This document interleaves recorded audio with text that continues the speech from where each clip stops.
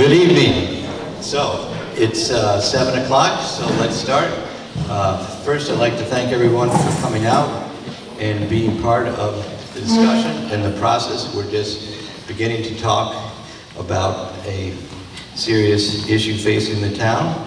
And again, thank you for coming out and being part of the decision-making process. It's a pretty remarkable thing for a small town to have this turnout on Friday night. But anyway, thank you all for coming. And I'm going to say a few words, and then Todd and Betsy are going to say a few words. They're co-chairs of the study committee. Steve McDonald is here, our engineer from WMC, and he'll say a few things. And again, thank the committee for their work. It's been about 3 years since the committee was formed. We hired Steve with a grant from the state of Connecticut, and we've learned a lot in the last 3 years. And I think we're here to discuss the challenges that we have fitting a very much loved 19th century village into the 21st century. Since we started our work, we've seen the increasing vacancies in West Cornwall, which I think is one thing that people can agree on, that we'd rather have an active village than an inactive village. And I've been working with our Economic Development Commission trying to get new people, new businesses to revitalize West Cornwall. But one thing we keep on bumping up against is the wastewater issue, the wells being close to sewers, and some buildings not having any septic facilities at all. And again, we don't want to overstate the case, and even if we vote for a wastewater system in West Cornwall for the future, that in itself won't solve all of West Cornwall's problems, but in my mind it's hard to solve those problems without an improvement over the system that we have now. Again, there's a lot of questions I know have been asked, and this is a complicated issue, and has been some false rumors out there, including that we're proposing a system that would be free for the people of West Cornwall. I think from the start we've talked about having user fees to help contribute to the operating cost of the system. There is information that we've compiled over on the little table there. We have 2 information sheets, an executive summary compiled by Steve, and Talking Finances, which has been compiled by the town's finance office, which I think Joe Pryor will be here to discuss from the Board of Finance. Otherwise, I'll wing it and talk about it myself. So again, I think a big question out there is, why should 95% of Cornwall residents who live outside of West Cornwall care or even think about paying for what happens in West Cornwall? There are several reasons to choose from. West Cornwall is one of the 2 commercial centers in the town. Currently, we have to travel outside of town for almost every service and things to buy. If we revitalized our commercial centers, we would be able to keep the business in town. Second reason, which I think is compelling, is that the covered bridge has long been a symbol for our town, and perhaps now West Cornwall is a bellwether for the community. The town has a long history of stewardship, taking care of its environment, taking care of each other, taking care of the town, and clearly that part of town seems to be increasingly vacant.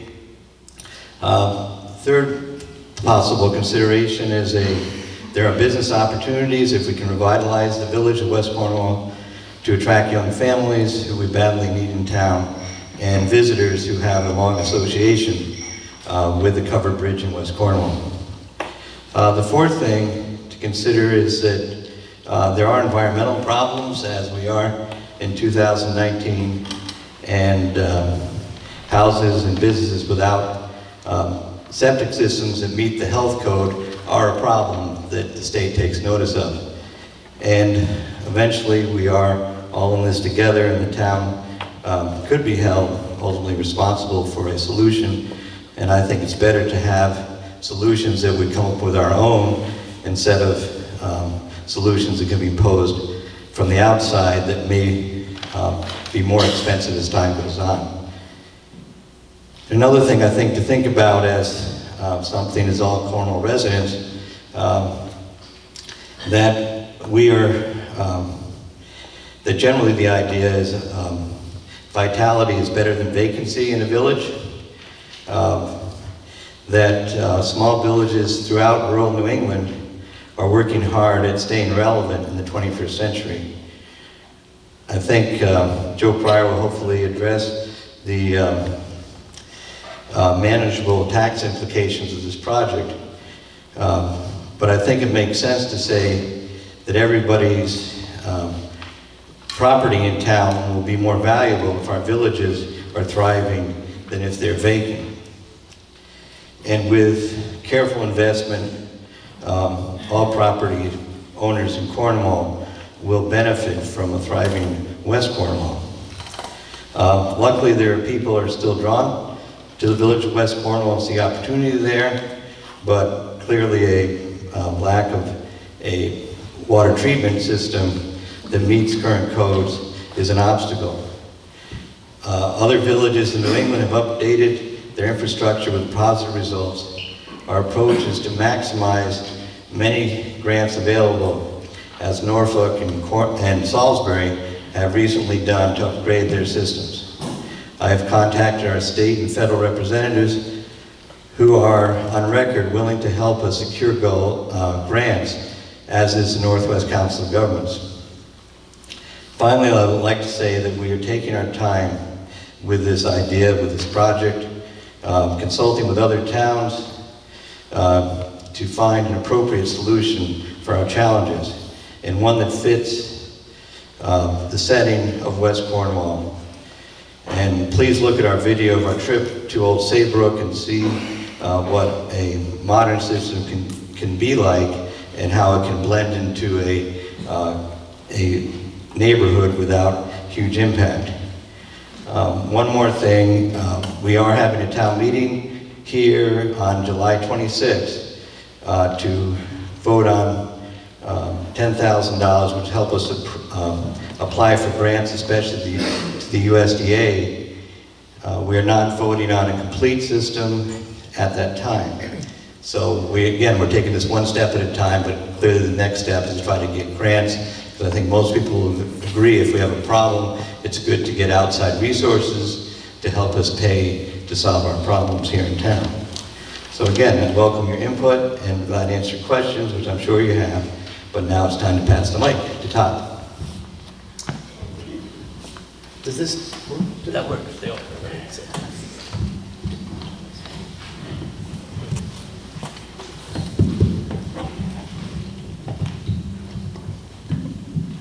Okay. Hello. Good evening. Okay. Thank you, Gordon. So I have some prepared remarks.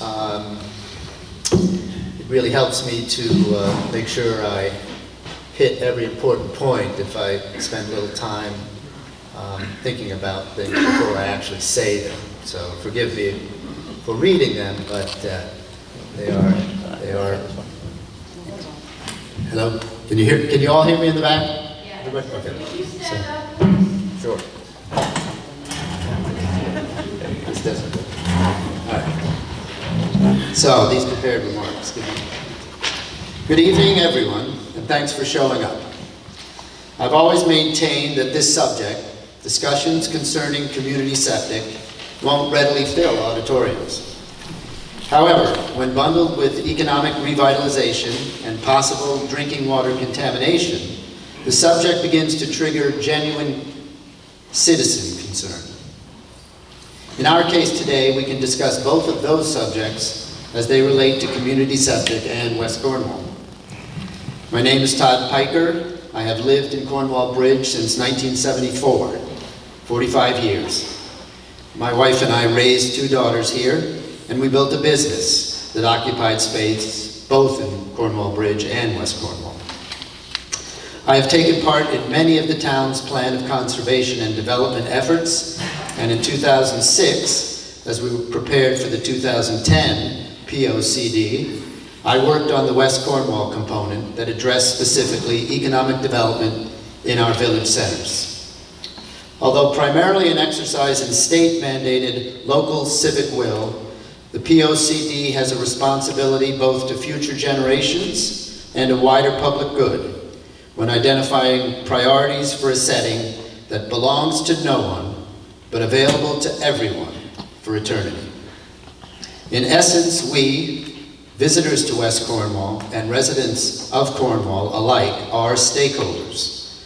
Therefore, when asked by the selectmen to sit on the West Cornwall Water Septic Committee, and then voted by that committee to be its chair, I felt a grave responsibility to be as deliberate and inclusive as possible. After a complex vetting procedure, the committee hired an engineering firm, WMC Consulting Engineers.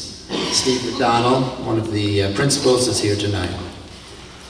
Their final report was completed in November of 2017 and has been available on the cornwallct.org website since then. Indeed, the executive summary our committee approved and circulated here for tonight's proceedings is an expanded version of the summary in that public final version. We spent the whole of 2018 in noticed public meetings discussing the merits and challenges of the recommendations and listening to many members of the community. We have sat with representatives from the state DEEP, the Torrington Area Health Department, elected officials, and learned, experienced town officials from communities that are deeply engaged and continuously wrestling with this subject. We also made multiple site visits to see and feel firsthand a significant number of wastewater treatment options being utilized elsewhere. Before proceeding to a town-wide referendum concerning the approval or disapproval of additional funds to continue the study, we felt it incumbent on us to provide one final opportunity for the stakeholders, near and far, to ask questions, pose concerns, and proffer opinions about the value or lack thereof relative to a community wastewater treatment facility for West Cornwall. So tonight's the time and place. Please feel free to ask your questions and let us hear your concerns. Gordon will be chairing the proceedings, and all I ask is that you all remember, each person on this committee has volunteered their time and indicated a deep love for this town. In closing, I'd like to introduce each member of the committee, and then in turn I'll turn it over to Betsy Preston, our co-chair, so she can make a few remarks of her own. Following Betsy, Steve McDonald will make a presentation. So our members are from the far end, Joanne Wojtuziak, Ian Ingersoll, Don Backman, Priscilla Pavel, Betsy Preston, and in absentia is Dave Delinsky and Lisa Lansing Simont. And Richard Briggs, of course, is also on the committee, as well as serving everybody's most important function in all these town get-togethers at video. And I can't thank you enough, actually. Over and over, I've returned to these videos you've taken in order to refresh my memory and also get specific input as to what's transpired. So thank you, Richard. Okay, so here you go, Betsy. Thank you, Todd. My name's Betsy Preston, and I've been a resident of West Cornwall for a little over 20 years. Relative to many, I feel like a newcomer to town, but in that time I've lived here, I've come to cherish the opportunity to live and raise my children in such a bucolic, community-oriented place. The West Cornwall that existed when I moved here offered a sense of vitality, but sadly that is not the case today, as evidenced by the number of properties for sale and the dwindling number of businesses in town. The lack of suitable wastewater management has been identified as playing a part in this decline and has been discussed for several years. I was aware of the existence of this study group, but I'm embarrassed to admit I didn't pay much attention to their activity until the presentation of the engineering report, which proposed the facility to be located across the street from my home and those of my close neighbors. My initial reaction was not in my front yard, and I started to attend meetings in an effort to make certain that the concerns of the residents of the area were not left unheard. In that time, I tried to keep an open mind to the concept and found myself learning a lot about a topic I admittedly knew nothing about or dreamed I ever would want to. In January of this year, when there were vacancies to be filled on the study group, I volunteered to serve and somehow ended up being appointed as co-chair. So this time, I am truly a newcomer. I want to recognize the group's members, past and present, and selectmen and select women for the tremendous amount of time and effort they have put into this study these past 3+ years. They are the ones who have done the hard work, researching the topic, selecting and working with the engineering firm to understand the technical, regulatory, environmental, and financial aspects of the project, and listening to the concerns of the community. It has not been an easy task, and they have done an admirable job. In the past several months, I've come to appreciate the importance of knowledge. So it's my hope that the information presented here tonight and the resources that will be shared with you will help to make your own decision on this important issue. Thank you. Great. Steve?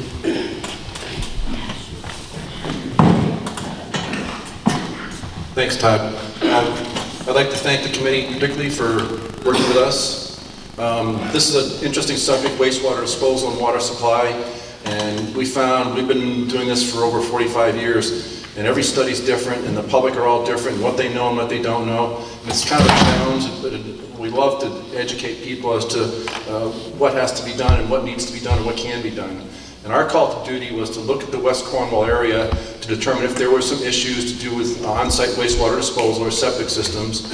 And if there was, then what were the potential solutions for that? What was the cost of those solutions? What would the environmental impacts be, etc. And all that is written up in our report, and I encourage anybody to go online and get a copy of it and read through it. The study has been completed, and I'm going to get right to the point that if anything's to proceed from here on out, as Gordon noted, the key to any project of this nature, whether it's a bridge or a water system or a wastewater disposal system, is who's going to pay for it.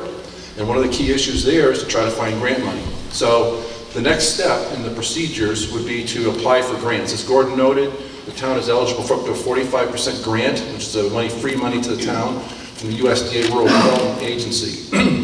In order to apply for that money, we would have to take our report, which was written based on the DEP's format. Everybody's got a different format, of course. Government's like that. Everybody wants something different.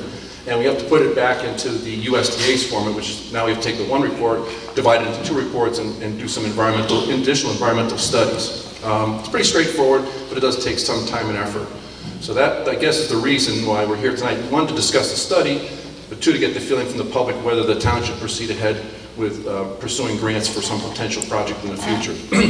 Our basic study showed that, and I saw some note earlier from someone that said Torrington Area Health never said that, for example, that the septic systems were inadequate in West Cornwall. I can assure you that probably 80% of the systems in West Cornwall, although not physically failing, and physically failing means, black, stinky wastewater running down the streets or in your front yard. Well, you don't have that, which is really good. The systems do not meet the public health code, nor do they meet any kind of DEP criteria for on-site wastewater disposal, primarily because of the small lot size and the existing soil conditions.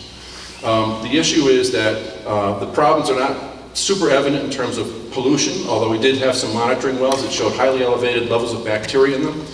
We have not tested anybody's drinking water wells, which we can do if anybody would like to do that, and Gordon will take your name. We'd be happy to test your well. But we did find some evidence of groundwater pollution in the area.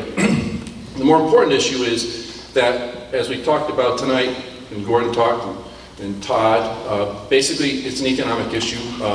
The houses can't be expanded, the businesses can't be expanded. Many businesses don't have a septic system, or some of them do not have a septic system, etc. So the issue really is an economic issue, and that's probably the primary reason why we're seeing such vacancies in West Cornwall and a lot of properties for sale. So the solution to that is to provide an adequate wastewater disposal system, and that's one of the options that we looked at. And the system would be comprised of a sewer system, so to speak, which would collect the wastewater from the people that are interested in it and would have frontage on the sewer. And as Gordon stated, typically those people pay for that privilege to have that sewer. And then that sewage would be collected, transferred to a wastewater treatment plant, similar to other plants you might have seen, and then the effluent discharged to the Housatonic River. The Housatonic River is suitable for discharge of treated wastewater effluent according to the DEP. The system we've preliminarily chosen for the technology, it's a complex system. It's called a membrane bioreactor technology, and it produces essentially drinking water from wastewater. And as the group can agree to, when we saw some effluent from various treatment plants around, from Salisbury School to the Saybrook sites, the effluent appears to be drinking water. It's that clear. And in fact, I've had people drink that water, perhaps mistakenly, but they've done so. So the effluent from the treatment plants is very, very high quality. In fact, it's probably higher quality. In fact, it is higher quality than the water in the Housatonic River today.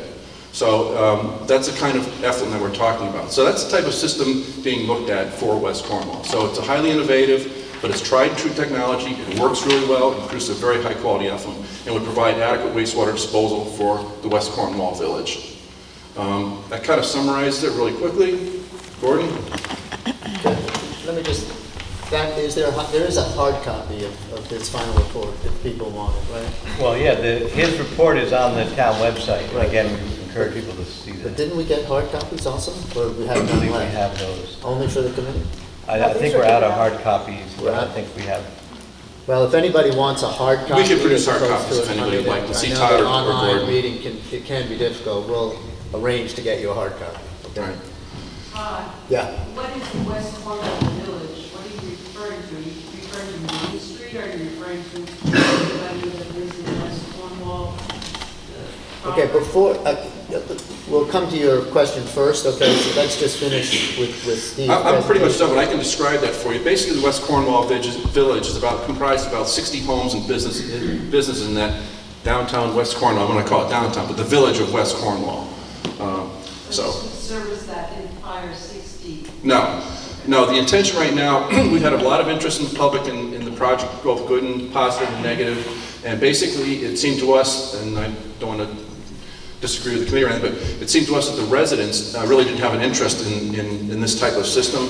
It was more to do with what we call a core area, which is comprised of businesses, former markets, meat markets, different things that are right in the center there. There's only 2 empty businesses right now. I mean, there's the Todd's place and the cafe. There's no other. The cafe's not going to be ready. There's no other.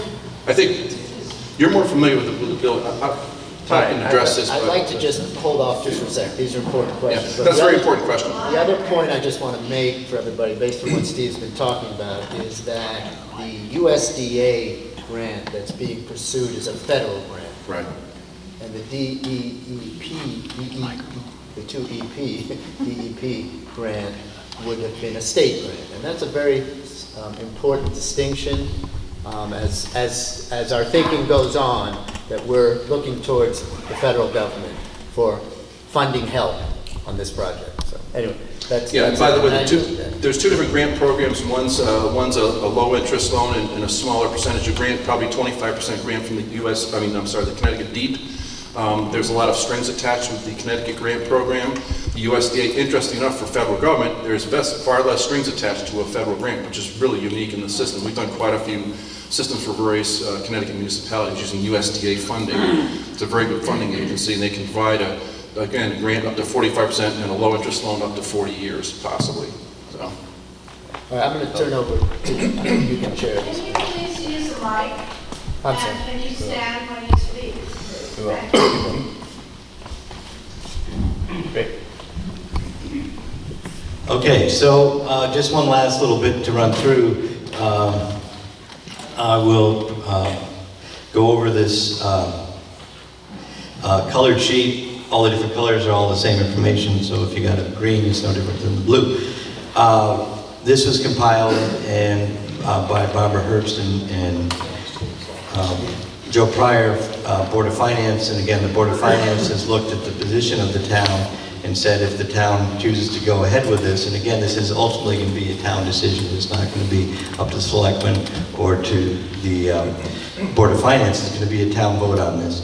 But right now, again, on the first page, it's a little hard to talk about precise numbers because we don't have a firm project site, we don't have a final plan, we don't have taxpayer approval, and we need hard cost estimates. But also, in part of that, people say how much it's going to cost me my taxes. It depends on how much we can get for grant money to pay for this. So that's another missing piece. So, but with those caveats in mind, there are several different funding options that are spelled out here. The most likely is the USDA grant loan program, because again, they can give you a grant, which is outright money that does not have to be repaid. I believe the sewer district in Norfolk just got up 45% for their rebuild of their system. And generally, the financial position of the town of Cornwall is very strong. We have, again, a growing tax base, which is sort of interesting that the tax base is growing outside of the village centers. I mean, it's almost, we have a tale of two cities as far as what's going on. We are seeing an uptick in building and the tax base because that's really, the town has not received significant state aid. It's local taxes. We have one of the lowest tax rates in the state, but we also are seeing, for the first time probably since 2008, a significant increase throughout town in construction. Although it may not be obvious, it may not be higher rise buildings, we are seeing significant growth in the tax base. Again, so we have a borrowing capacity. We don't borrow money very often. And if you look at the second page, we have borrowed recently to renovate bridges, and then there is a bond that's coming due in 2024, which paid for basically the building that we're in now. And it's our feeling that this project, if the townspeople want to do that, and our job really is to try to get the townspeople the best deal. What is the best arrangement? If you want to establish this as an objective for the town, what is the best way to do it? But if the townspeople, you want to do this, we are in a financial position right now to do this and dovetail it with retiring debt service, because there will be, there's still years of grant writing, there are years of engineering ahead of us, and so it could dovetail nicely into the expiration of the bond that went to do this work here at the school. And again, there's a lot of assumptions there, but this, again, the project cost is basically to do the main part of the village, the main street, and maybe Railroad Plaza. That hasn't been the limits of the project haven't been finally determined, but at this point that would give us a system in the main part of the village. And again, there's other things that will be determined as far as the year of the bond and that kind of thing. And again, if we apply for grants, especially the USDA grant is not binding, because we apply for it doesn't mean we have to go ahead with the project. But again, this is how work gets done throughout rural America. Salisbury's paying for the transfer station with this, Kent's paying for its sidewalks, Norfolk's paying for a sewer system, Salisbury's paying for a septic upgrade. Those are all infrastructure projects that are moving those towns forward. And again, if people want to do that, this is a likely vehicle to do it. And again, it's nice to have a grant in addition to a loan. So that's basically, I think, where we're at. Could I just ask Steve a quick question? Did you make a comment on the term? This says 20 years? I think your finance people would prefer a 20-year loan. Yeah. And again, that's a little technical question. Why 20 years? The USDA makes these loans available for 40 years. The state of Connecticut pushes its debt out a long period of time. Town of Cornwall wants to pay its debt off. as soon as possible and have a life cycle of the project match the bonding period pretty closely. So I think that also gives us a sort of truer sense of the cost of a project. There would also have to be operating costs attached to this, and again, some of those will be offset by the users who hopefully will sign up and use the project. So Just then, before we go back to Vern, let me make one comment about this. Stand up. Oh, sorry.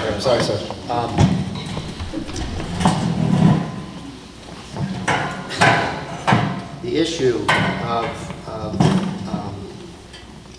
the finances is something the committee really has not spoken about at all.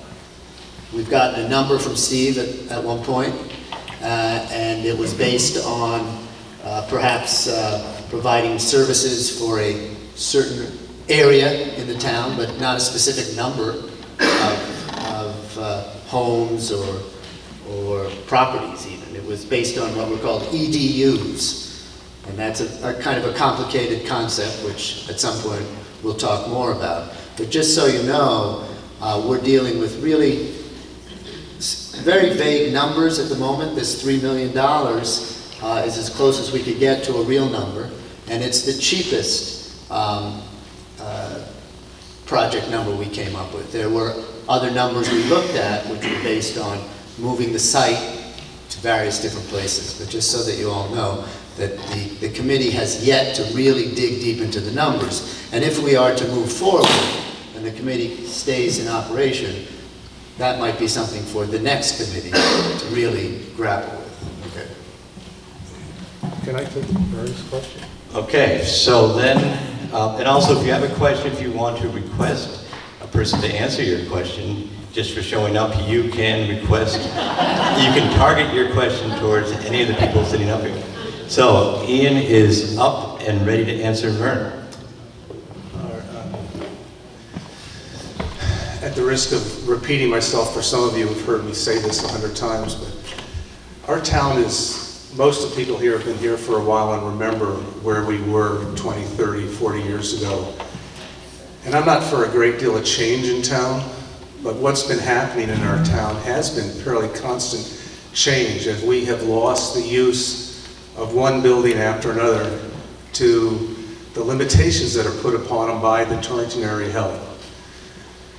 When it's said that there are many buildings in town that could be used for businesses, there are along Main Street and Railroad Square a good number of businesses or buildings. Some buildings are being used just for storage now that could be brought alive again to be restaurants like Mother's was originally. There are grocery stores that could be brought back. There are the vitality of the town could come back, but what is bottlenecking us from going forward in that direction is the lack of the septic system. Yeah, but Ian, the grocery stores, a grocery store has to charge so much because they buy in small amounts, and there's no place for a grocery store now. Where there was a grocery store, it was a studio, and it's going to remain a studio.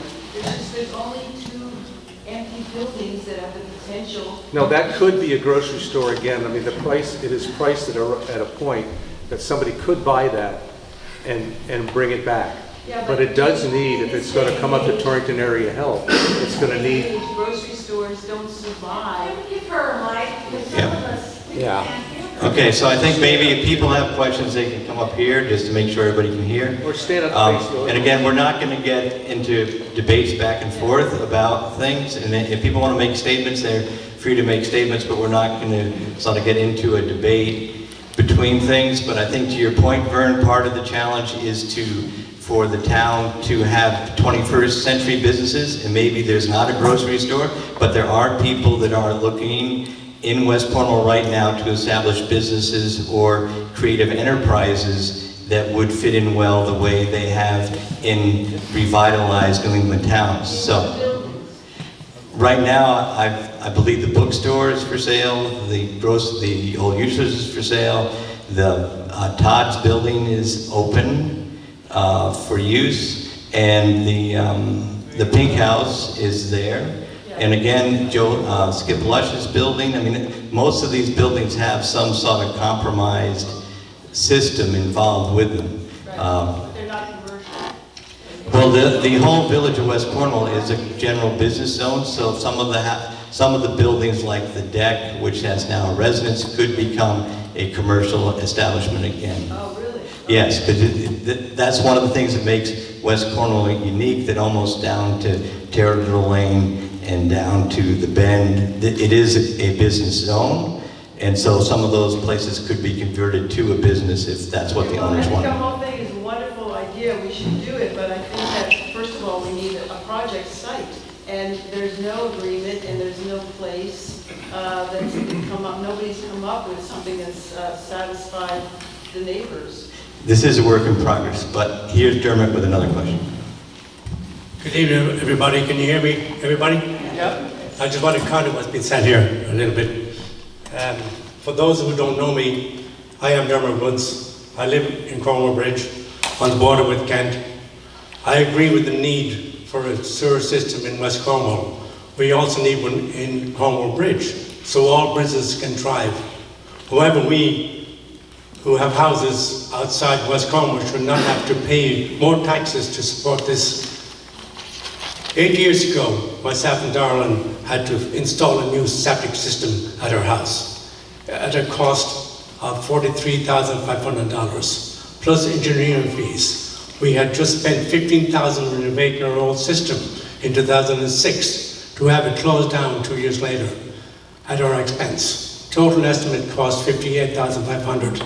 Nobody in West Cornwall or in Cornwall in general offered help or a tax break. West Cornwall should pay for their own septic system or sewer system. Stop spending our taxpayers' money now. Okay. Any other statements, questions?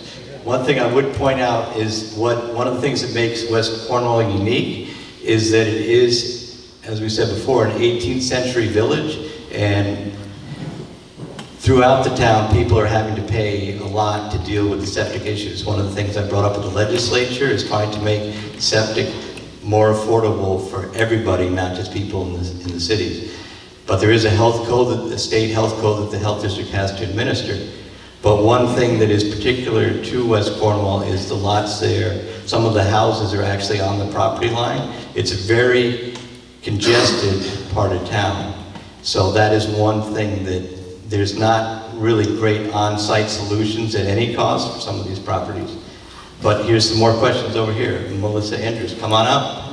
How about, can I just stay here? If you can shout, sure. I just think it would be helpful to everybody, four of you live in Cornwall, West Cornwall, I'm sorry, or near, and you're very familiar with Gordon. Can you inventory for us the buildings that are held back by lack of septic? As opposed to, let's say, the building itself is run down, or, you see what I mean? Which buildings could be more useful if they had septic, or is there another problem? Well, no, but I've heard some names of certain buildings that have commercial potential, but is it the lack of septic holding them back, or is it because they're abandoned, or they're run down? You see what I mean? That would help, I think. Okay, Ian's going to take a shot at that. Thank you. And I believe we did ask Health District, and part of the problem is the records only go back to 1980, so a lot of the buildings there they're not on file with any systems. But we know there are actually some buildings in West Cornwall that have nothing at all. Okay, to be specific, starting at the upper end of Main Street, Utzler's store needs to be hooked up to a system in order to become a viable business location. Okay. Across the That's street. not true, Ian. That's not true. Because you and I designed that system. You helped me hire an engineer for the system. Russ, please. And I was head for the fund. Russ, you've got to wait till you're acknowledged. You We should wait don't want to have a back and forth. to have that conversation, Russ. And I'm basing this on the most recent group that looked at that building with the idea of putting a business in there, and they were given limitations by Torrington Area Health. And you can shake your head, but Torrington Area Health did, in fact, tell them what the limitations were. Across the street from that is Barbara Farnsworth's building. That's the next building, okay? Coming down the main street, the next one would And be... she has no septic, I know, right? She has, well, That she has a building- cesspool. Okay. That's not no septic, and Okay. there's... May I say something on that? Well, I'm just going down the street. I'm going to touch every building Let us- on Main let us Street, state that. and every building. I just want to Maybe know what Ian the Ian can conflict finish is. and then. Yeah. I have it listed, and one of the people I showed it to, I was thrilled. She wanted to have a bakery and live upstairs. A septic system would help that, because as he reported correctly, it only has a cesspool and no well. Okay.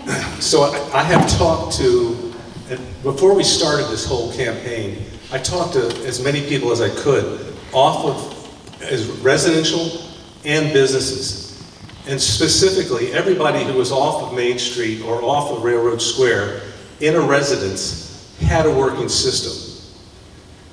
Everybody on Main Street or Railroad Square has limitations to their systems, to the building. So the post office shares a septic system with the old Dole house up on the hill. And that septic system's right between the two of them. It's right next to that stream. You can guess where the effluent leaches into. Let's see, the next one down the street would be, The deck, right? the deck's further down. Okay. But Bianca's building, they have a septic system, but they have to pump it out twice a year.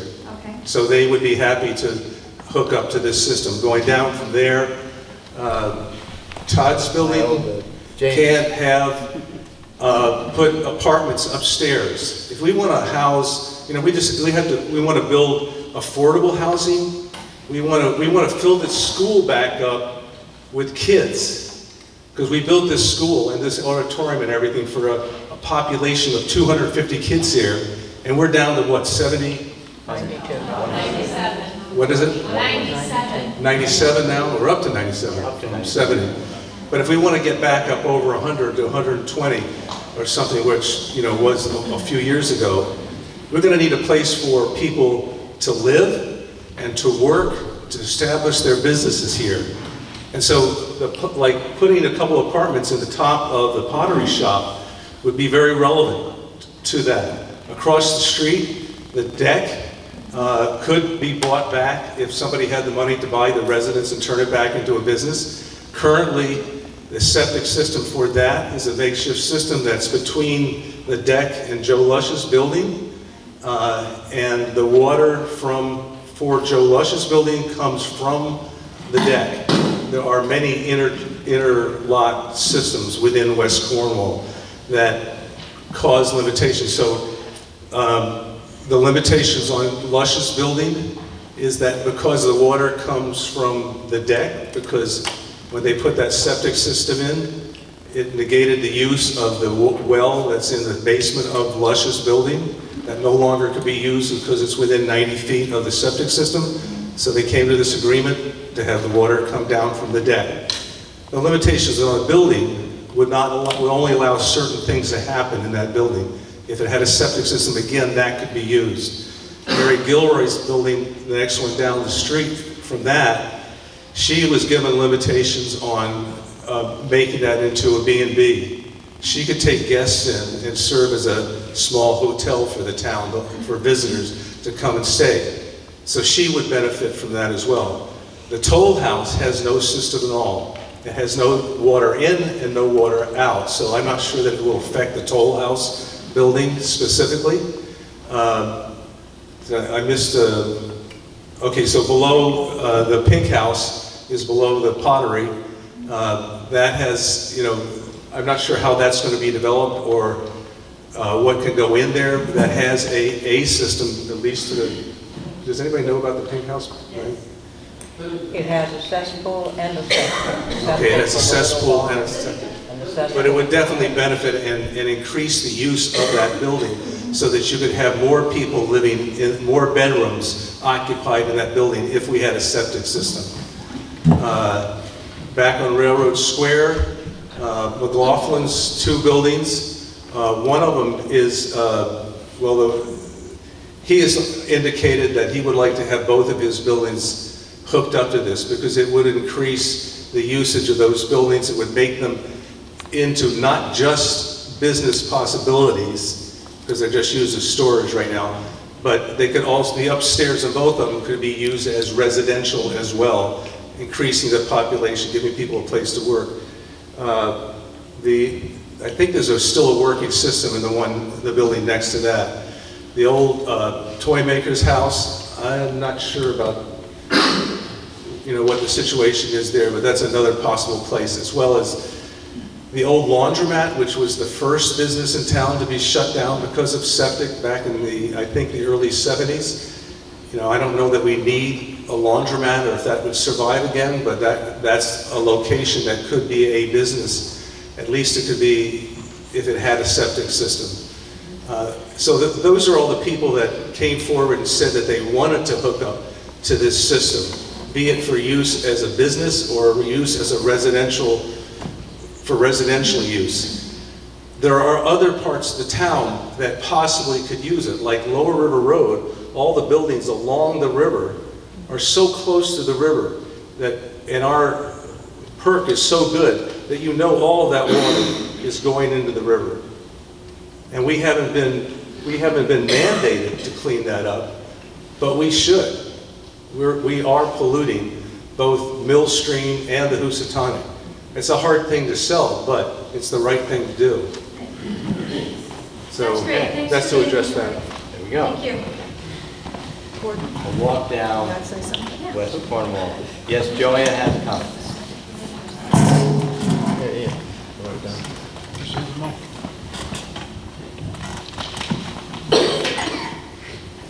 Dermot, I'd like to specifically address the issue that you had, that you've raised, and why it's different, and why I think this needs to be supported.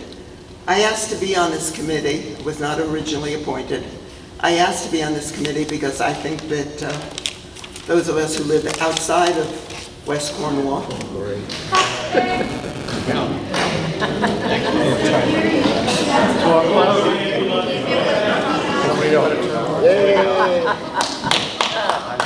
Where's the other microphone? just like the Democratic debate. Where's the other microphone? Those of us who live outside of the town, those of us who live outside of the town, why should we be concerned? Well, I got a really interesting insight, and I'm going to ask you because I have a problem. I'm going to sit down. Working at the farmer's market, I was amazed at the number of people who came and didn't recognize them at all. Not that I didn't remember their names, that would be half of the people in town, but where'd you come from? Well, they Googled sort of New England experience or something close to New York or whatever, and they wound up with Cornwall and they were attracted by the covered bridge. That's what brought them. Nobody is driving up from New York or coming from, God forbid, Copenhagen. I remember one couple came on a weekend because they want to see the triangle in Cornwall Bridge. I mean, and that's owned by the state. And we know that they don't want to bring them to Cornwall because all we have in Cornwall is the library and the tennis courts. So the only card in the wallet of all the people, all of us in Cornwall, is really the covered bridge. And it is, I think, the economic driver for the rest of town. Now, think about it.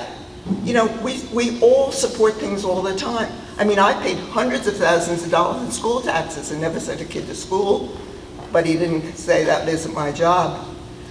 I mean, how many of you drive on Flat Rocks Road out in the boony area of Cornwall? I mean, but we repaved it for everybody. We repaved it for everybody.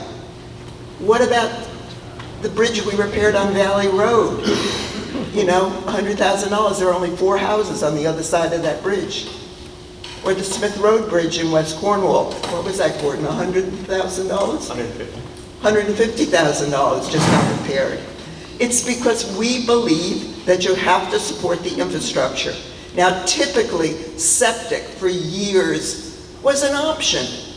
The house that I had a 55-gallon steel tank. That was a septic system. But now we live in a different time.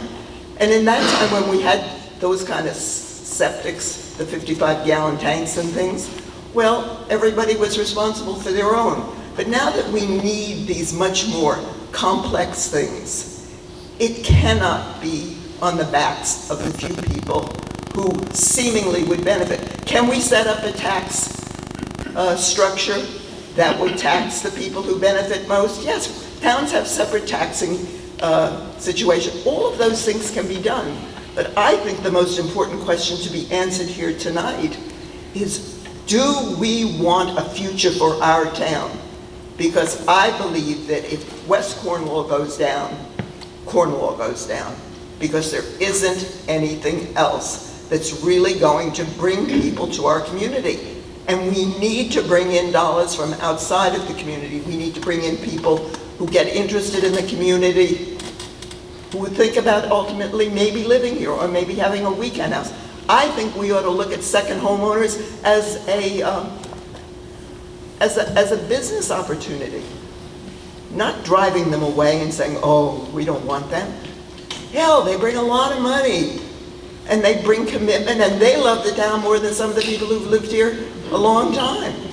So I would urge you to think about this in terms of bridges, roads, schools, that it is the infrastructure that is absolutely necessary, and we've all got to stand together to do that. Not to benefit Ian and his shop, but I mean, we've all heard the stories. Well, I mean, I heard that a lot from people too. Oh, your committee's loaded with all people who are going to benefit economically. The other story I heard was up at the Farnsworth property. They were pumping water out of Millbrook, washing their hands and flushing their toilet. So where did that toilet water go? No answer. Guess where it went? Right back into Millbrook. I mean, we really have to think seriously if we want to save Cornwall, and that's what I really believe. Thank you.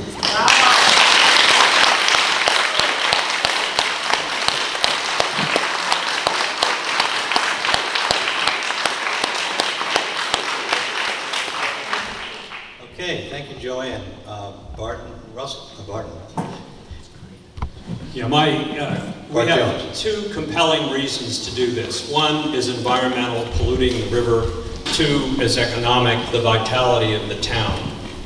I don't understand why you're asking for a vote in 3 weeks on a partially described deal, approving $8,000 to $10,000 when the town has a multi-million-dollar budget.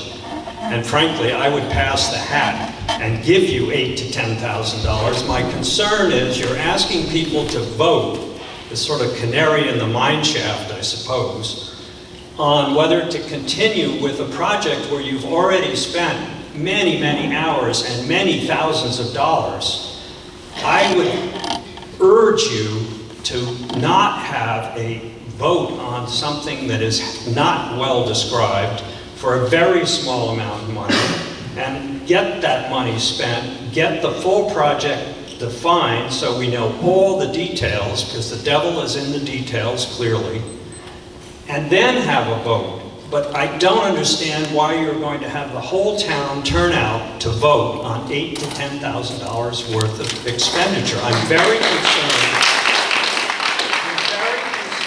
The Megatrons are going to show up, and those who are for it aren't, and we're, for want of a nail, the shoe is going to be lost, for want of a horse, etc.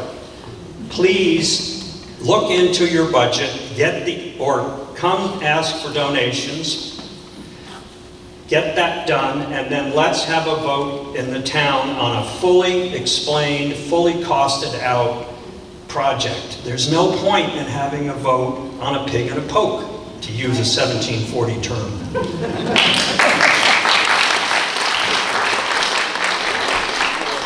I think the reason we're voting is because we live in a democracy and we need to have public support for our projects going forward. It'd be very easy for the Board of Selectmen or the Board of Finance to take $8,000, but at some point we have to listen to everybody here, even if we don't agree with everything they're saying, we have to make this a Cornwall project. It can't just be from the Board of Selectmen and the Board of Finance. And I think the committee has worked long and hard at some point.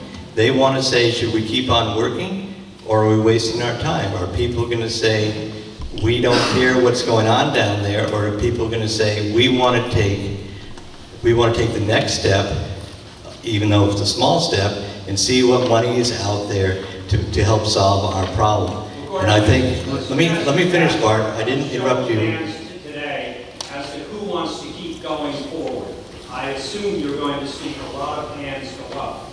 I don't think that was the purpose of the meeting, and under our laws, we don't take votes at meetings that aren't publicized, otherwise people that weren't here are going to feel disenfranchised. And again, we're trying to build support for a project and not split support. So again, getting public input is really important to this whole process, because I think it's important. I think it's also important for people to understand that the town has to make investments in its infrastructure. People might be interested to find out that when the railroad was first proposed for this area, these towns all put money into building the railroad. And for a long time, that sustained economic vitality, and that's really what built West Cornwall. So again, we can make investments for the future, or we can let the future pass us by, but we have to be conscious of what we're doing. And again, we're trying to build a consensus and listen to people. When we proposed this building, there was a lot of discussion, but we got to a place where it was acceptable to people. People weren't worried about the tax impact. What ended up happening was our tax base was growing, and we had some big construction projects like C&D Farms, which contributed more to the tax base than this project cost the town. So you did not see a direct tax impact of this project because we were in the same fortunate situation that we are in today. Yes, next question. Something on that vote, very quickly. If people want to ask questions, please come up and we'll have people make Steve has statements. a microphone also. Or Steve can get to the microphone. I'm Martha Lane. I think it's a little pretentious to say that putting a treatment plant in West Cornwall is going to save all of Cornwall. And I didn't keep count on your inventory, but was that 20 properties? And, you know, to compare this to the roads that everybody does use, and to compare it to the school, that while not everybody has kids, every town deals with having a school. You know, I think those are all unfair to compare to this treatment plant for the few properties. And I'm with Dermot in that I bought a house in Cornwall Bridge, and knowing that I had a system that was inadequate and would someday have to be replaced, I bought with that knowledge. And I have since followed the cost of $18,000 to take out what was a cesspool system that was going into the river in the back and put in a proper septic leaching field system. So, but to compare this to an infrastructure of magnitude of roads and school, I don't think that's a fair comparison. Okay, thank you. Hi, Christine Gray. Regarding the vote, I just want to back up what Bart said. This is the first time I'm hearing about it. If it's a democracy, I want everybody to be able to vote. So I want that vote to occur at a time that everyone can make it, and I want it to be widely publicized. And so as the town, if you want a democratic vote, you have to make it available to everybody. When was the vote established? The vote's not tonight. No, it's the 26th, right? July. Does everybody know about it already? Yeah. Yeah. It's posted, it's advertised. Oh, yeah. It's out there. Okay. And it's not a vote for the system, it's a vote for the $10,000. Oh, I understand. I just think it's a big deal for an $8,000. You're in favor of having the vote at the time that it was scheduled for. Yes. Go ahead. Maybe Mark will say Can I say one other thing? If there are businesses in West Cornwall, I want to use them. If there is a grocery store, I'd like to shop at it. If there's a restaurant, I would like to dine at it. Therefore, I want to pay or at least support a public wastewater system. If you don't want to use those amenities, then I understand that you don't want to support it. But I think we all will benefit just by use of it.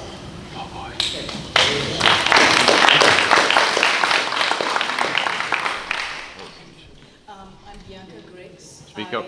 I own a retail business down there, but Talking. to me, I would like to add to Joe and Wojciech's concern about the future for this town, because we are talking just about a wastewater treatment facility in West Cornwall, but this town needs to grow again. It needs to attract young people, much like most areas around us.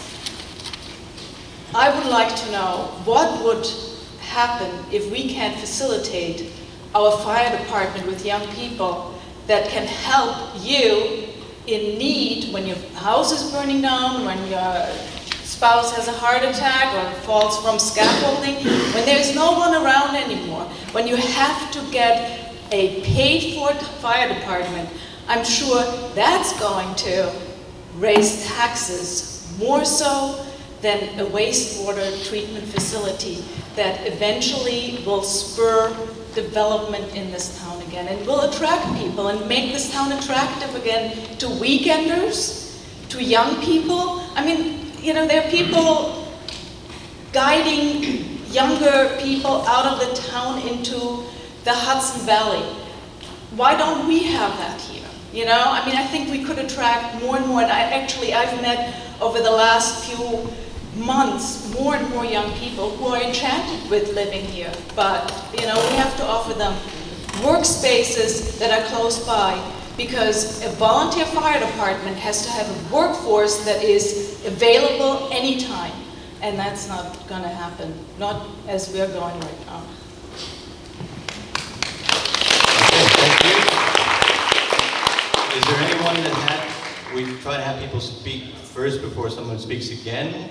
And I'm sure German just has a quick comment, but generally, Russ, if you want to come up, or this lady here. I mean, I don't really care. I just want to let Dermot, because he's in line, but generally we want to have everybody have a chance to speak or ask questions first. Thank you. I must say I agree with everything that Ian had to say about West Cornwall. Right. And we would all love to see it thrive and have new businesses, new restaurants, new whatever, but not at my expense, at my taxpayers' expense. And I have to disagree with Bart over there, you know, about not having a vote about the $10,000 we're going to spend on the survey. We who have young children entering college have expenses, and we can't afford a tax hike right now. So we don't want that. We want the vote. Let's have the vote, and let's make a decision on it. So thank you. Okay, yes. Russ. Thank you. I'm really bad at this. For those who know me, I'm Russ Sawicki. I'd love to do that, right? Talking about Mary Jones, right? So anyhow, I owned the Wandering Moose for 17 years, 16. Before that, I was a partner with Dan Kane at Hedgerows Farm Market, which is the old Butzers. My concern is, well, let's put it this way. If you ask any of my 3 children, they'll tell you that I am a horrible driver. So buying me a Porsche is not the thing to do to make me a better driver. I think everybody would understand that. I think we're putting the cart before the horse. If this town is truly interested in building businesses, we need to have a plan on how we're going to build those businesses. Godot doesn't come. He doesn't show up, if anybody remembers that play. Just because we build a septic doesn't mean we're going to have all these wonderful banks and restaurants and bakeries. The town needs to be behind it. When I tried to lease my business, my building, for a restaurant, the biggest story I heard from Dom Giglio was that every time he showed up to show a building in Cornwall, the zoning officials showed up asking what's going on, telling them everything they can't do with that building. So everybody's saying, build a septic, we'll have all these businesses. Well, I would like to see the town have a real plan on how we're going to attract businesses before the septic. Because you're not going to attract businesses when the town's getting ripped up and everything's dug up and nobody can travel on the roads. It's just not going to happen. And you know, Gordon, you and I had a conversation about the Utzels building in my restaurant one day, when Economic Development Committee meeting. And I talked about the fact that if Utzler's building, which was Casey was running it as West Cornwall Market, he closed. And I talked to you about the fact that we need to do something about that building. Because if we don't do something, it's going to fall into a private hand and will no longer be a business anymore, which is what happened. But your response to me was very simple. And if we look back at the notes, you'll see you said, it'll take care of itself. Well, this won't take care of itself. Just building a septic system in West Cornwall will not make all these businesses come. I know. I've been there a long time, 20 years of running businesses in West Cornwall. And some people might say I did a great job, some people might say I did a horrible job. But I did the job. And I think before we look at this whole Godot thing of a septic system happening, we need to have the town give us a real plan on how we're going to attract businesses, how we're going to support those businesses, how we're going to, even if we don't like them, even if we don't like the people running them, how we're going to make them viable. Because just wastewater is not going to fix it. It just won't. Well, no, we need a plan. I don't need an answer. I need a written plan, a real commitment from the town. Not just some thought-up answer of what we're going to do. Because, hey, I sat at a meeting, hold on, I was shut down when, I sat at a meeting when they were talking about a fancy dinner in the bridge. It was the 250th anniversary of the building of the bridge. And a guy from a very fancy restaurant in Washington wanted to come and host a big dinner. $250 a person, I think. Maybe I'm wrong on that price, but it was expensive. We all didn't show up. I said, hey, let the town do that party. Let the businesses in town do that. And I was told, no, we can't do that. And I said, but wait, it's a town's bridge. And our selectman said, it's not our bridge. In a meeting, he said in front of everybody, hey, that's not our bridge. It's a state bridge, it's not our bridge. Well, we got to pick, and we got to choose. And I've had a lot of experience watching how businesses work in West Cornwall. And before we have a plan that a septic system will save our businesses in town, we need to have a plan on how we're going to commit and save the businesses in town. What we're going to do to attract them before a septic system. Because frankly, the septic systems are working, they're not great. Yes, we need some more upgrades and everything else. That's very, very true. And we need to talk to Kathy Weber at Torrington Area Health. And I've talked to her, and I've worked with her on my septic system, which is a fine septic system, by the way. But we need to do a lot more work on how we're going to make these businesses come into town and be viable before we spend millions of dollars on a system that we hope will fix a problem. Because, folks, Godot doesn't come. As long as you wait, he doesn't come. Just because it's there doesn't mean it's going to fix the problem. Wow, this is really uncomfortable for me, so I'm going to sit down.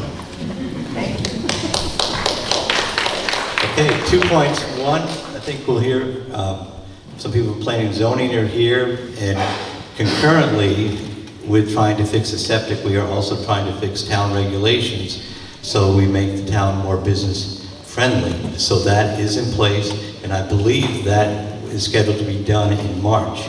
So you will see an opportunity to have more businesses in town according to the regulations. So that is something that is in the works right now, and I think it's been worked on for over a year.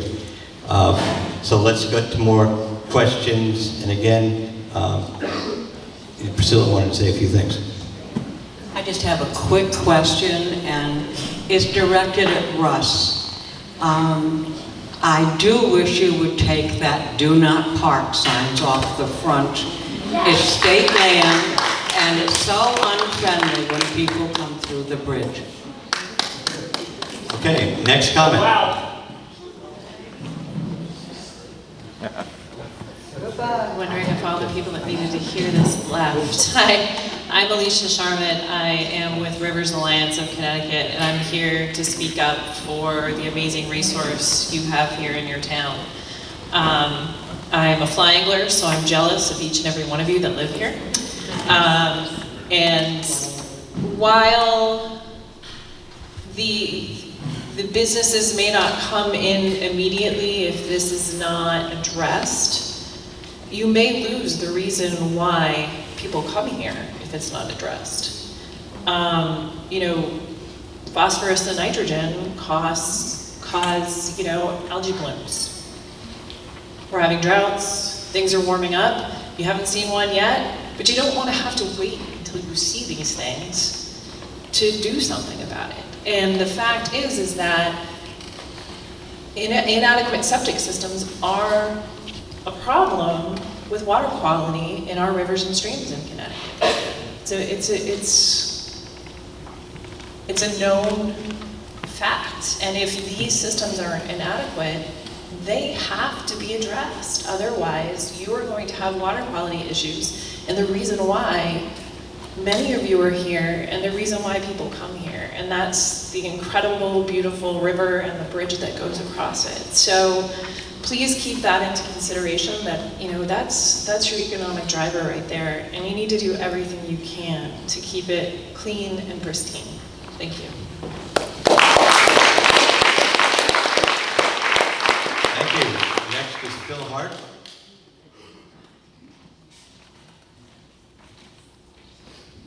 My name is inextricably entwined with the issue.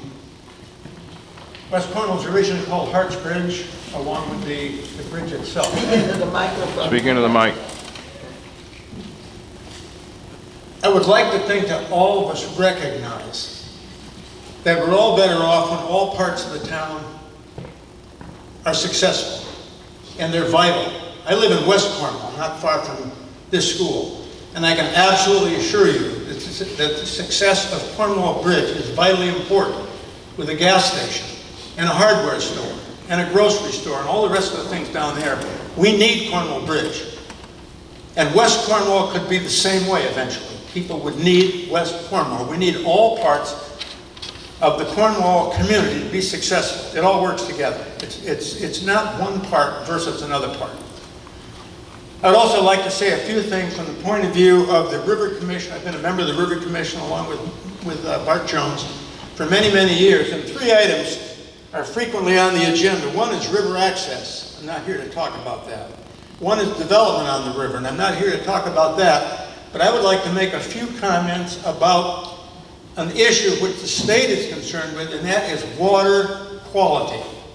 And as a matter of fact, it was the water quality issue which eventually resulted in the Housatonic River going from a pond and release system, back when they used to hold all the water back and then they would dump it in the afternoon and people would ride the wave on through.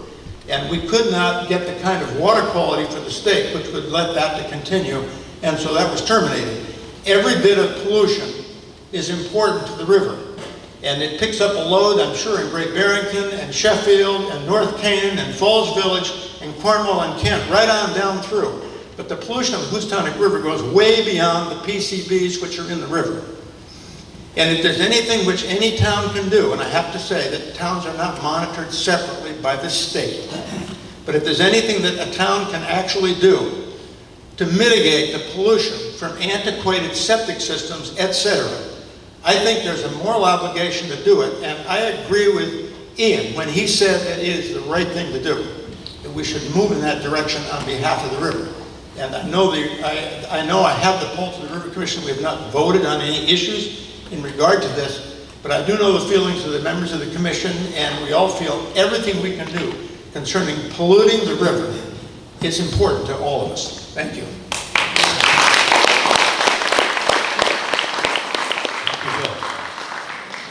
I hope we all get to go home soon. I'm Anna Tamel, Planning and Zoning Commission. I just wanted to address Russ's comments about needing a plan.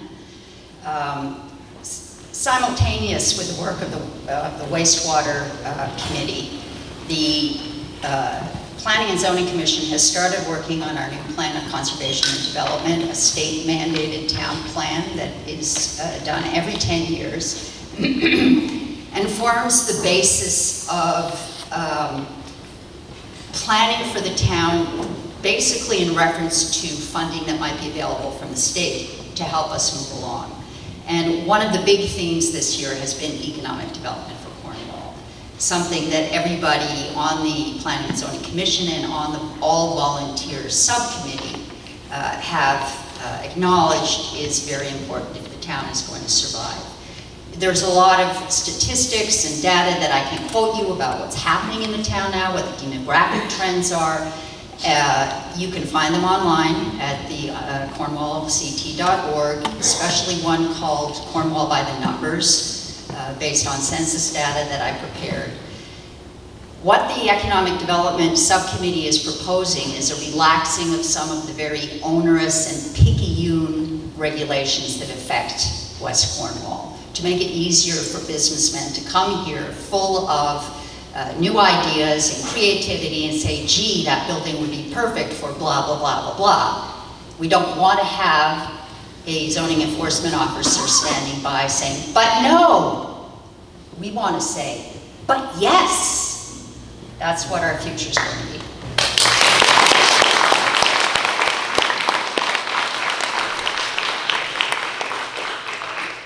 Yes, thank you. And while you're formulating your final questions, I'd just like to clarify something that that I've always been supportive of having businesses in Cornwall. When the lumberyard burned down at Cornwall Bridge, I stayed overnight fighting the fire. And I met with the owners the next day and helped them try to get state funding to rebuild. And I think it's very easy to pick, throw stones. And I think the town has it's a wonderful place to be, wonderful place to live. But if we start splitting ourselves apart, the way the country splits itself apart, then we're really in trouble. There's a lot of talent in this town. We have a lot of creative capacity. We have a lot of unfulfilled potential. But I think we have to work together on pushing us towards a better place. I think that a full town is better than an empty town, and I think that's what we all have in mind here. And again, we may be going at a slow pace to try to get this done, but again, we're looking at other towns, seeing what's worked at other places like Otis, Mass, Hillsdale, New York. We're taking our time to try to find out what is the best solution for Cornwall. And again, we are looking, and there are people that are also looking at West Cornwall to see if it could become realize its potential. Hi, my name's Joe Bryan. I moved back to West Cornwall about 3 years ago. I lived in town in the 80s, and back then, I'm sure a lot of you remember, the town was bustling, especially on the weekends. I mean, there were like traffic jams on the covered bridge, or getting up to the covered bridge. You had to wait in line for cars to go through.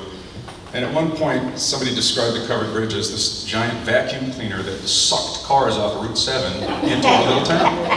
And I think it was true then. And there were a lot of reasons for people to stay in town, and a lot to do, the stores and shops and things. I don't expect, we're necessarily going to get back to that, but I just agree that that covered bridge is a historical artifact.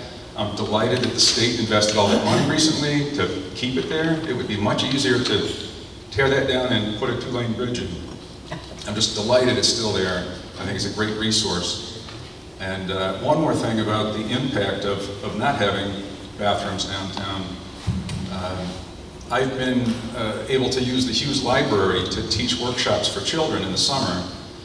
And I'm just so happy that I'm allowed to use that building. But there's no bathroom. So we got that covered. We got a porta potty, put that in, so at least we had that. But there's a well right there, and we couldn't get the porta potty far enough away from that well to make that work. So that's an issue. I'm trying to set up more workshops this summer.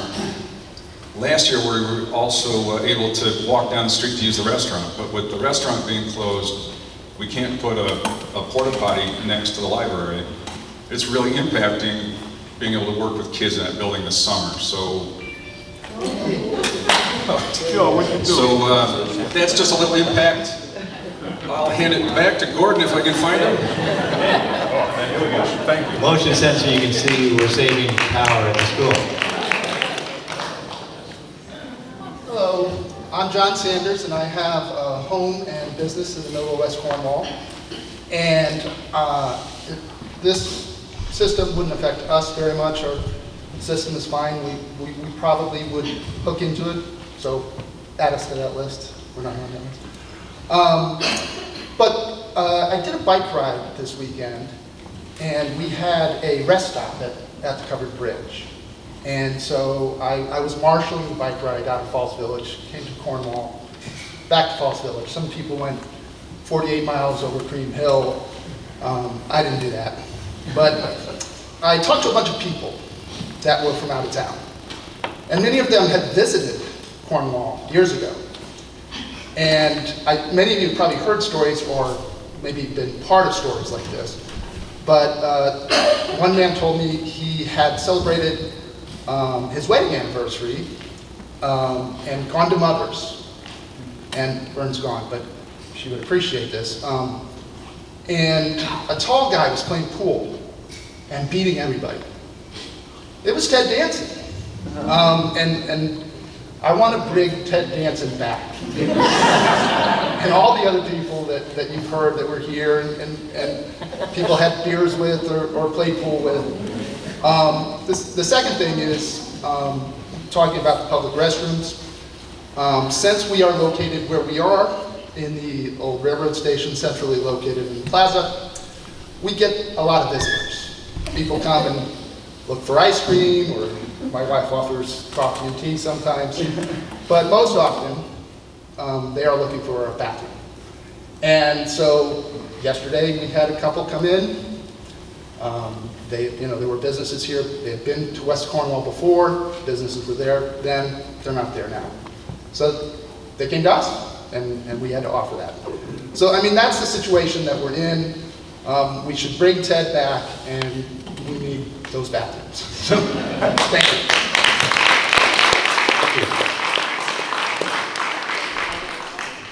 Okay.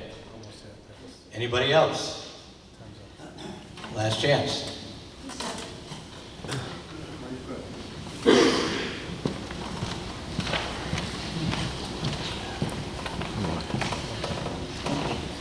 I just have one question, and I don't expect an answer because I'm sure there is none. But if the town votes this down, what will West Cornwall do? Is there a plan B? What West Cornwall will do will be to continue to have a problem if these efforts fail. And that's Plan B. And again, the problems don't go away because people vote things down. And again, we have a creative community. We have a broad-based group here looking into solutions. And all we're looking at for this vote, which we hope to see you all back here next month to continue the discussion and to take a vote on this, is to see what grant money is out there so we can do what other communities have done on a non-binding basis to try to push a solution to our problems. I'm for one who believes it's better to have solution than it is to have problems. So again, we don't have a plan B, but I think the problem won't go away as it's been articulated here. The problem has several aspects. It has, by those buildings being vacant, it is a drain. People talk about being concerned about their taxes. By having sections of your town empty, that decreases your tax base. That makes everybody else pay more taxes because those buildings are not at their full capacity. So you have a drain on town resources. You also have a lack of employment in one of your major business centers. So we're going to see, as they said, less young people here in town, which plays itself off here at the school. It also plays itself out across the street at the fire department. I went to 3 fire calls in the last 24 hours. I was one of the youngest responders, and I'm not getting any older. I mean, I am getting older. I can't even remember if I'm getting older or younger. It's a real issue that we have to talk about. Plus, increasing amounts of people care about such things and spend their nights talking about nitrogen and phosphorus. These aren't, we're not alone in being concerned about this river. We're not alone at appreciating this valley and this place. And in fact, there are people, I walked West Cornwall with Representative Johanna Hayes' people yesterday. There are people interested in trying to make this place come alive the way, you know, so it's a more fully functioning place. It's a regional asset that is underperforming. So there's a lot of momentum to try to get us to a better place, and it may take a bunch of different meetings. The one thing that I'd like to reassure people, that in Connecticut we have a lot of home rule. There's a planning, things don't happen quickly. It took us 10 years to get a porta potty in the bed. I mean, that's not fast. So there's a planning and zoning process, there's an inland wetlands process, there's a selectmen, there's a bunch of different procedures ultimately leading to a town meeting system that these decisions have to be made by. So again, there's going to be a lot of different aspects to this, but again, we are at a point where we feel we need to keep on moving, taking the next step. Yes, and Anne hasn't had a question Will there yet. be a mechanism for voting if you happen to be out of town that day? Right now, it's a town meeting vote, so people do need to be here in order to vote on this. Can you add some component to it so that those of us that have to be somewhere else can vote? Absentee ballots. At this point, there are no absentee ballots because it's not a full referendum vote, and that's the only way you can have absentee ballots. Yes, Bart. I think it's important that you clarify the nature of this vote. This is not a vote on whether we approve this system or not. There's no system yet to approve. You're only asking for a vote to expend $8,000 to $10,000 to develop the facts around this project so that at some point the town will have all the facts and a basis on which to vote yea or nay on this project. I'm concerned that some may view this vote on $8,000 to $10,000 as a vote yea or nay on a project yet to be described. That's a very risky proposition. People are going to be emotionally charged on this. They're going to think it's going to raise their taxes 10%, 20%. You have to clarify what it is you're voting on. It's not an up or down vote on whether we go ahead with this project, I assume. Correct. If it is, it's going to be based on emotion and not fact.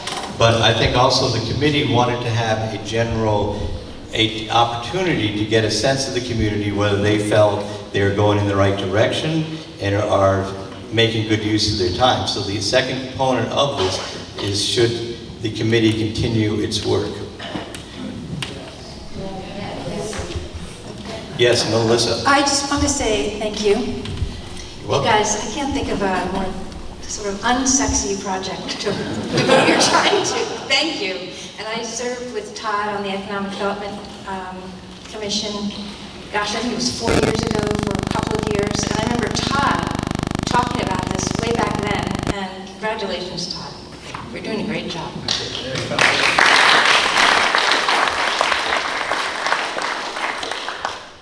I'd like to comment on what Bart has identified as perhaps a canary in the coal mine. Because that is, in fact, a little bit of what is going on here. We have worked tirelessly, and we have had, I don't know, one meeting a month at least for the last 4 years. The committee's been in place for 3 years. And the truth of the matter is those meetings are often attended by people who are extremely passionate about the issue. So we've heard a lot of passion when it comes to whether or not there ought to be a community septic system right next to my house, whether or not we should be asking our neighbors to spend money, their tax dollars, on a community system. So we know pretty well what the attitude is about those people who are attending those meetings. So what we're looking for is some feedback from the full town. And this town informational meeting serves that purpose for us. So I want to thank you all for showing up and telling us how you feel, because it will definitely go into the hat out of which we pull information as to whether or not we carry on with our work. As far as Plan A, Plan B, I can't even begin to speak to that, but we are definitely going to have a town vote at the end of July, and I would hope that all of you show up and you tell all your neighbors to show up, people who agree with you, people who disagree with you, whatever it may be, so that we can get a clear picture of what the town's core feeling is about this. Todd, one thing. I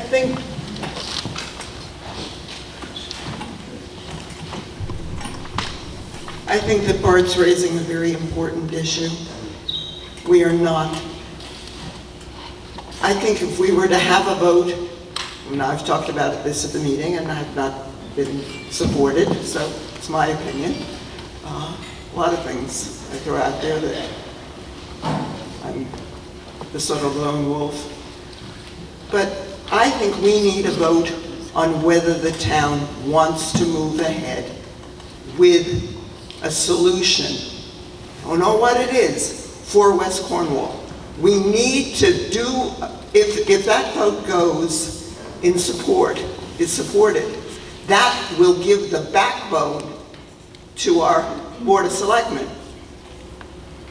And every place we've gone to, and everything that I've read, says that the only way these kinds of problems are solved is with political leadership.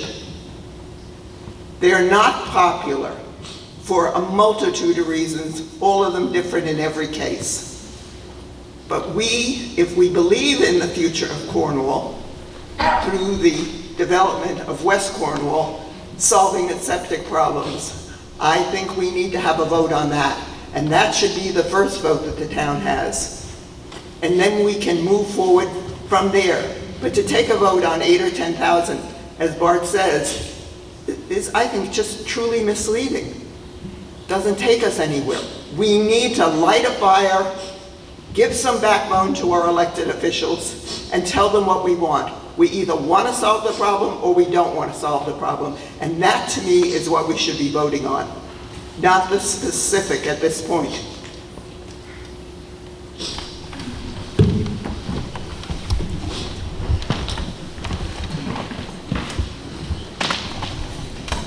Hey, Kim. Some of you know who I am, and most of you probably don't. My name's Kim Harkimer. Grandfather put together Dark Entry Forest about 1929 or so, the 800-acre wildlife preserve. I've been in and out of town since I was like 9 years old. I built a house here in '83. My wife and I own 2 homes in Cornwall. And my stance on it is, number one, I don't want to pay for somebody else's septic system. I got 2 septic systems. They work fine. I make sure they're working. We're having upgrade systems in our association with 18 houses or so, and we're all paying for our septic systems. And Dark Entry is actually incorporated. It's actually a business. But we don't get home assistance with money to put our septic systems in. So that's my first stance. My second stance is, I know some of the people in West Cornwall, and they're beautiful people, and I love them. They're great people. And I think that they need a septic system that works. The town and the situation we're all in is because of neglect. Not neglect of the individuals, but the neglect of the leadership we've had in the town. And I'm not pinpointing somebody. I'm just saying the septic system problem's been here for a long time. And none of us saw what was coming down the road to take care of our septic systems, take care of the water. So the situation has gotten tighter and tighter and tighter. and we gotta do something about it. And as far as economic of the West Cornwall, you take, as Joanna has said and other people have said, you take the Cornwall Bridge away, you got nothing. You got a river that's still dirty. It's, you know, people out there kayaking in it. I won't swim in it, no way. But at the same time, we have leach fields leaching into the river, and that's not cool. So my stance is, one, you've got people in the center of Cornwall that are going against each other because they don't want it in their backyard. They don't want to put the xenon system and have a thing to watch every day they walk around. And I don't blame them. I don't want it in the center of town myself. I don't want to spend the money on a system that's also, as far as I'm concerned, questionable as far as the filters it has in it. It's a cookie cutter thing that you want to stamp in the middle of the center of a town. To me, I think a system that you want to bid on in town, you should have two options. One, okay, we'll do Steve's little cookie cutter system, but I'm a firm believer that if you have the adequate soil to do an in-ground conventional system, that it can be taken care of. I don't think that we've been given two options. Some of them have been ruled out as far as where to put it, how much acreage and all the rest of it. We could purchase some land on River Road to put a system in where it will work.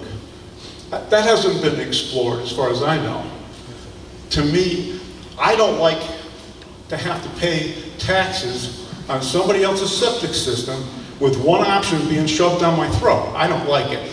I don't like it one bit. I think we need two options. And as far as the economy of West Cornwall, seeing it over the years, Lime Rock does okay, it's got a racetrack. We do somewhat okay because we got a little covered bridge.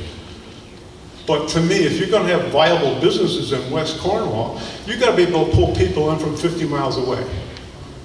You can't thrive on a little business just on the residents of Cornwall because there's not that many here. You got to have some viable project that really pulls in other than just a covered bridge. But I would be in favor of paying for a septic system if we were given two options, not one. I don't like having a salesperson running these meetings like they have in the past. I think he's very knowledgeable about his system.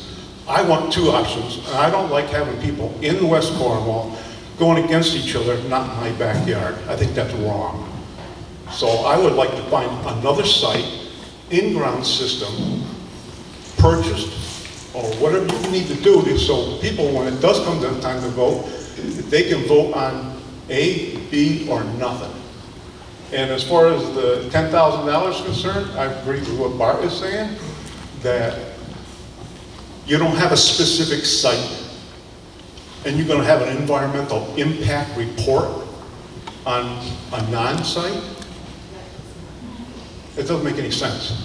Get the site set up, have people line up and say, okay, this property is okay for using for a septic system. And then I would be in favor of voting for it. So let me just comment specifically. Thanks. Specific to your question about other sites, and I think you know this because you were at many of the meetings, is that we did charge Steve with investigating several other sites. So, and those are priced, we've looked at them. And at the moment, what we're most interested in is the most cost-efficient site. Because one of the things we're hearing a lot of is that we don't want to pay any taxes for this, if possible. So we have looked at other sites. Have we looked at, and we've also looked at other kinds of treatment facilities. So they aren't being offered obviously tonight because we haven't gotten that far with the research. But at some point they may well be bundled into the final vote. What is this site you're most interested in? That we did look at. Well, the site that that would, the closest I can get to in describing the site would have to, and I'm going to defer to Steve on this, but has to do with the gravity-fed aspect of the system. That's where the greatest savings is going to be. Is that correct? Yes, that's correct, basically, yeah. Somewhere close to the center of town. But there's a number of people, obviously residents, that are opposed to that because they don't want it in their backyard. And the committee has gone to great lengths of looking at these systems installed. And I'm not a salesman, by the way. I'm an engineer independent. I have no financial interest in any of this. Xenon is a name brand, that's all it is. It's a name brand. There's many other name brands that do the same thing. That just happens to be a name brand. But in any event, the idea is to minimize the cost to the project by putting the treatment system as close to the collection area as possible and to minimize costs. Which is next to the library? Well, it's downhill from the town. It would be speaking to the point Lower that River Road. we went to view the Saybrook Hotel, the five-star hotel, where the system was located not next to the hotel, but within the hotel. Right beneath the ballroom in a five-star hotel, one of these Xenon systems was working, functioning. Sound was not a problem, noise was not a problem, smell was not a problem. And at this general informational meeting, we have done our homework over 4 years, and you've been at the meetings, you know we've looked at these other sites. We've priced other sites. We're trying to bring the most cost-effective thing that won't raise taxes. And that's what we've expended our energy doing. And if you're against West Cornwall, you're against West Cornwall. If you're for it, you're for it. So don't nitpick our work. We've done our homework. And it's on a public record. You have film of all of our meetings. You have copies of all the reports that have been done. So let's read that before you start nitpicking what we've done. Okay, all right. I appreciate the work that you've done. We get the idea. Thank you. All right, here's Mary. Well, guys, I have to say, Speaking. I have hello. Yeah. Are we there? I have not come to a lot of the meetings. Can't hear you, Mary. It might not be on. You got to put it right next to your mouth. Hello? Okay, I have not gone to a lot of the meetings. I do not know the technical side of the septic. I live right in West Cornwall. I was one of the people who bought their house knowing when the system failed, you had to put a new system in and ours failed, and we had to put this in, but we were lucky enough to have more property. I know a lot of people now, because of the health laws, and because you have to be so far away from this and that, they don't have the space. But, listening to everyone here now, I agree with the gentleman who spoke here. And before the septic, to tell the truth, the economic plan, I think, is much more important. When I moved to town, yes, there were 3 restaurants. They brought people in. But those restaurants went out of business because the rent got too high. The taxes got, I don't think it was the taxes, I think it was more the rent for the amount of people that live in our area. Yeah, for a few months in the summer, they have business, but all winter long, there's not the draw, people don't come. And you have to have a viable business in town in order to bring the people in, because if the town keeps continuing on as it is and people disappear, who cares about the septic? Nothing will be going into the river because there won't be any people there. Someone's owning the property and someone's paying the taxes. You're not getting the commercial benefit of it, but I think the economic development is the important part. I don't have the answer, but in this day and age, I think someone has to come in who really believes in the town and wants to have it be the beautiful little town it could be. I'm fine with it as it is. If there's a septic plan, of course, I'm part of the town, I'll get behind it. If there's not, if there is a business, there's not a business. But in order to make it grow, you need businesses somehow, and I don't have the ideas. There's a lot of people here that probably know more about business than me, but you need a serious business to bring people out, and not just Covered Bridge. It hasn't happened in all these years. Todd, when you even had your business and it was up and running, I remember talking to you, I said, oh, no, I'm not making a living off these tourists. They only want to buy a $20 product. So you made sure you had $20 products in the store for when those people were there, because they're not there year-round. The poor restaurants. I mean, I would go down once a week and try to support them, but, you know, there was no one there. So I don't know what to say. But to spend a lot of money to, I don't think the septics are what would bring the businesses in. But I think you should help the people in town, if it's on an individual base, to find a solution for their problems. That's all. Okay, thank you, Mary. And I'd just like to say what we are trying to do is to try to do 2 or 3 things at once, which is often difficult because we are, as you've heard, working on revising the plans, revising the regulations that are governing business in Cornwall. That's underway, and that should be done this year. But at the same time, we do see structural changes that need to happen to the infrastructure in West Cornwall. So we are trying to do 2 things at once to try to turn this around.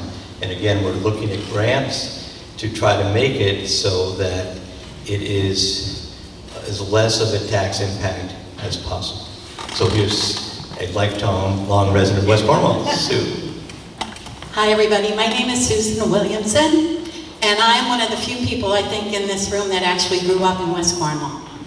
When it was full of businesses and full of people, and things were happening, and it was full of kids, and we all grew up and it was great. We knew where to swim and where not to swim, because my father told us, this part of the brook is fine, that part of the brook is not fine. Obvious reasons. I've been here all my life, and I know from what I see that there has been no changes in that problem in West Cornwall. And the fact that we're polluting our river, I think everyone should be very concerned about. The problem is that the rules have changed. And now, if you have to have an engineered system, which you do in the town of Cornwall, have to have an engineered system. We had to have one when we built our house on Cogswell Road. Our neighbors came to see it because it was the first one, I think, at the time that the Torrington Area Health District had every say into what was going to go into our land so that we could flush our toilet. They're expensive, and they take land. When you look at the buildings in West Cornwall, you know that most of those buildings have problems because of that. And the other thing is, you know, we talk about, well, the viability of West Cornwall. I can tell you for a fact, because I know over the past month and a half, people who have gone down to West Cornwall and looked at those buildings with great ideas in mind. Young couples, friends of my son's, who would like to come back to town, the town that they love. The problem with West Cornwall, what they run into, is the septic issues.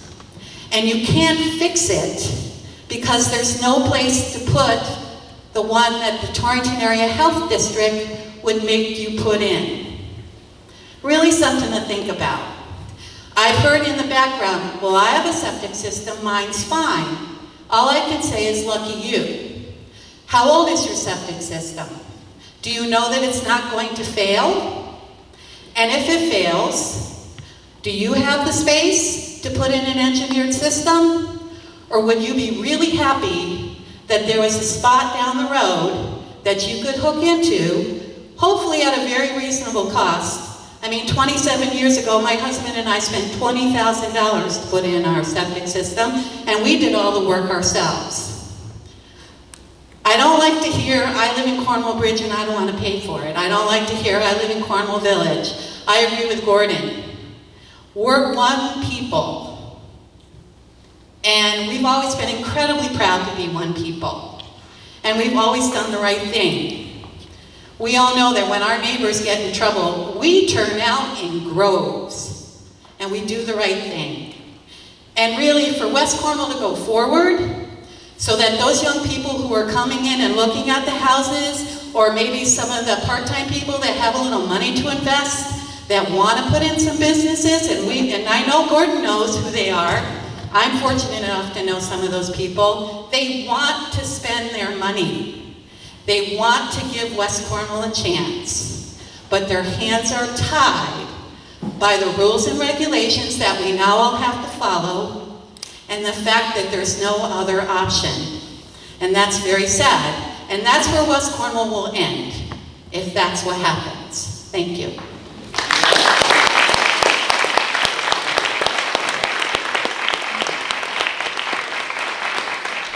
Thank you, Sue. And I do think it's important for people to know this is not a lost cause, that there are people that are looking at the bookstore. I've talked to people that wanted to have a bookstore in West Cornwall. I've talked to people that want to have a brew pub in West Cornwall.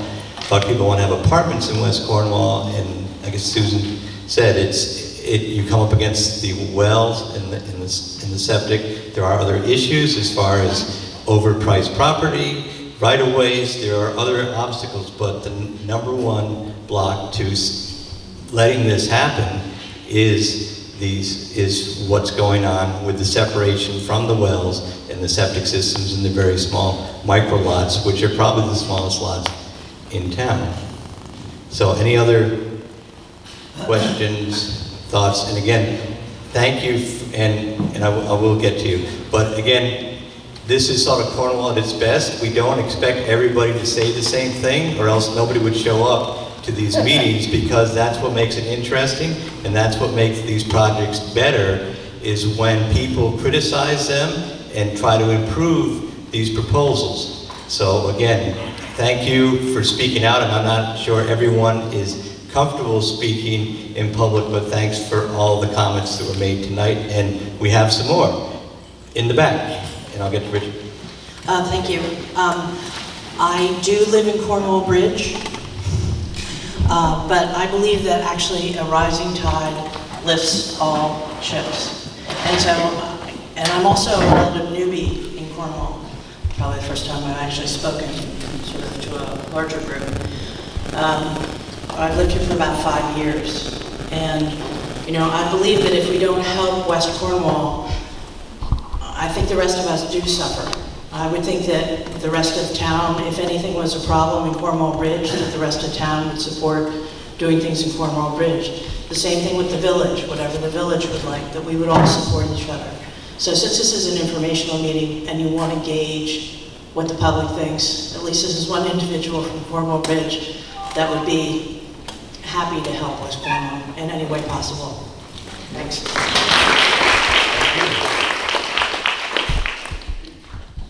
Richard, yes. All I'd like to state is that if people would go to cornwallct.org and watch this video and spread the word so everybody in the town knows about it, everybody. And this will be on the website within 2 or 3 hours, so this meeting. Thank you, Richard.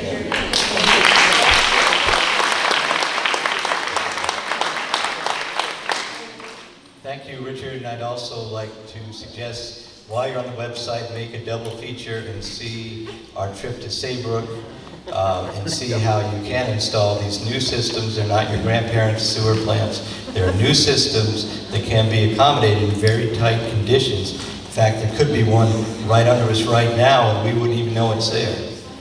So again, there's a lot of new technology. It's very exciting. I think wastewater management is where solar energy was 20 years ago. It's a national issue, and there's some really good engineering that's happening.